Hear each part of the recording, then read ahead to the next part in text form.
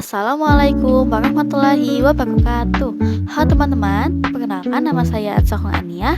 Pada kesempatan kali ini, saya akan menyampaikan naratif review mengenai teori perkembangan kognitif oleh Jean Piaget. Saya memilih teori ini karena hingga saat ini, teori Piaget masih menjadi salah satu landasan penting untuk memahami perkembangan peserta didik. Selain itu, banyak penelitian menunjukkan bahwa teori ini masih sangat relevan untuk diterapkan dalam proses pembelajaran meskipun juga memiliki beberapa keterbatasan. Jean Piaget menjelaskan bahwa perkembangan kognitif merupakan proses perubahan kemampuan berpikir yang terjadi secara bertahap sejak anak lahir hingga dewasa. Menurut Piaget, anak bukanlah individu yang hanya menerima informasi dari lingkungan saja, tetapi secara aktif membangun pengetahuan melalui pengalaman dan interaksi dengan lingkungannya.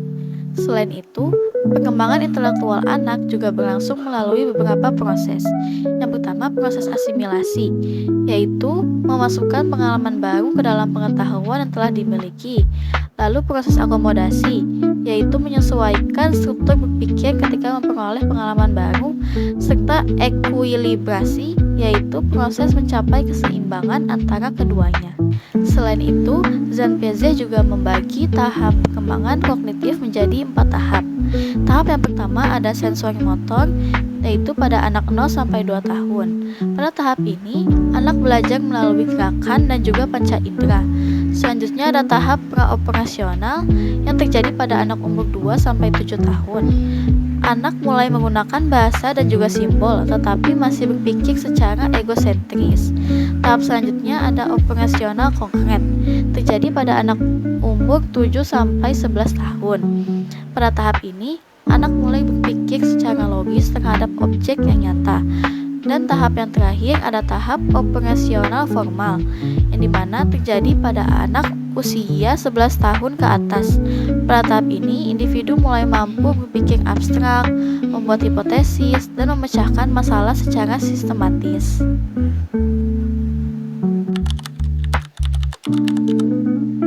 Saya setuju dengan teori Jean Piaget karena teori ini memberikan gambaran yang sistematis mengenai perkembangan kemampuan berpikir peserta didik.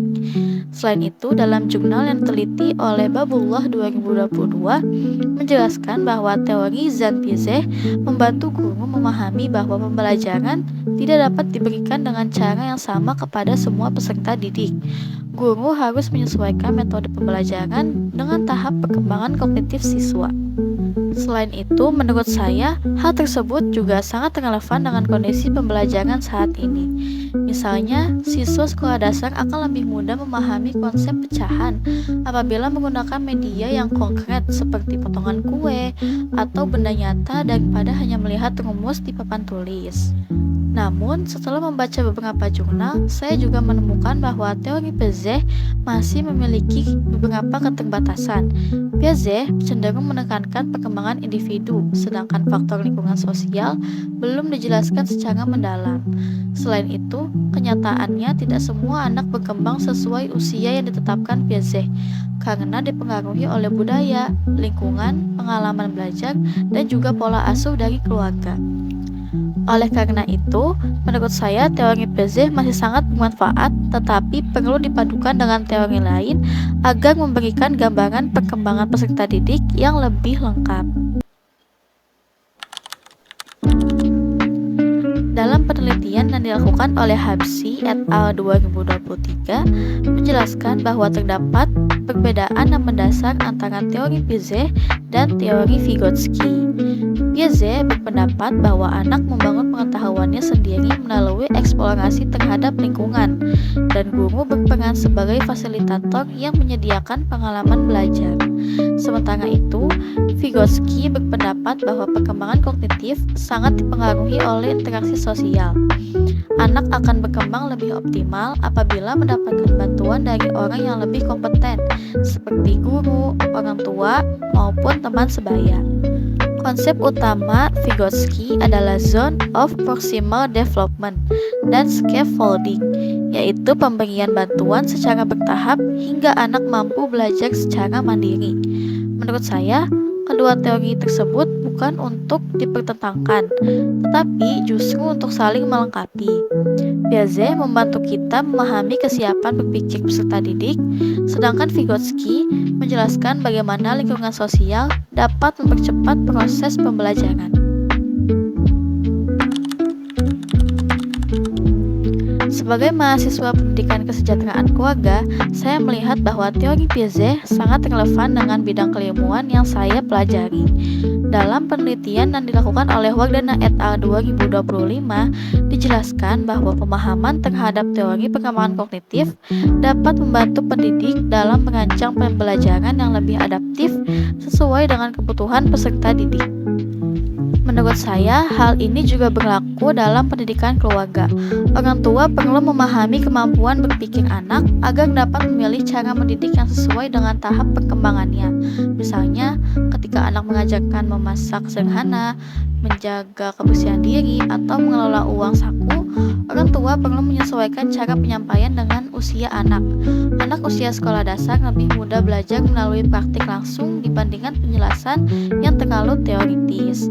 Selain itu, sebagai calon pendidik pendidikan kesejahteraan keluarga, pemahaman mengenai teori Piaget dapat membantu saya dalam merancang media pembelajaran yang menarik, interaktif, dan sesuai dengan perkembangan peserta didik, sehingga tujuan pembelajaran dapat tercapai secara optimal. Berdasarkan hasil naratif review terhadap beberapa jurnal, dapat disimpulkan bahwa teori perkembangan kognitif Jean Piaget masih sangat relevan dalam dunia pendidikan. Teori ini menjelaskan bahwa perkembangan kemampuan berpikir anak berlangsung melalui 4 tahap dan setiap tahap memiliki karakteristik yang berbeda-beda.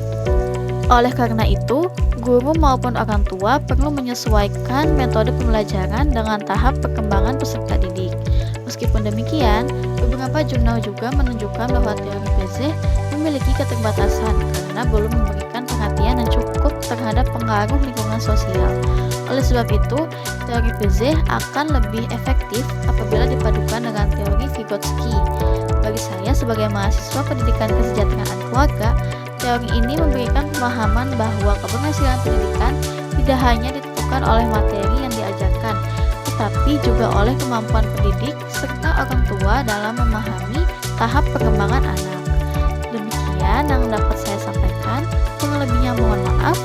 Wassalamualaikum warahmatullahi wabarakatuh.